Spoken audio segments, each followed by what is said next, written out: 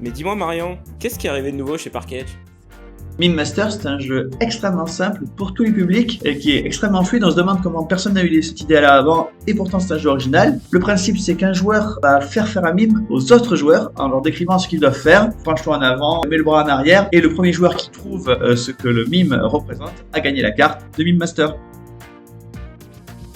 Citron Coco, c'est un jeu qui a été développé par 4 ingénieurs durant leurs années d'études, mais également lors d'un voyage humanitaire en Namibie. C'est donc un jeu qui a été énormément testé. C'est un jeu de défausse dans lequel l'objectif est d'avoir le plus petit score à la fin de la partie, notamment en faisant des échanges et en éliminant des cartes. C'est Citron Coco.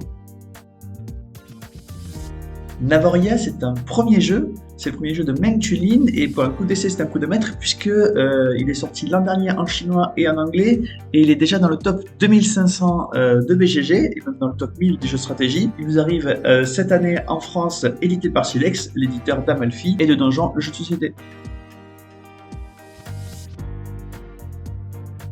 Biathlon Crystal Globe, c'est un jeu de biathlon comme son nom l'indique, qui nous revient cette année avec une nouvelle édition 2025, ou plutôt 2 nouvelles éditions, puisque vous avez l'édition standard Grand Bornand, mais également une édition internationale Crystal Globe. Vous avez également des nouveaux circuits qui arrivent de façon individuelle, des nouveaux circuits en 3D, que ce soit Lenzerheide en Suisse, Holmenkollen en Norvège, ou le Grand Bornand en France.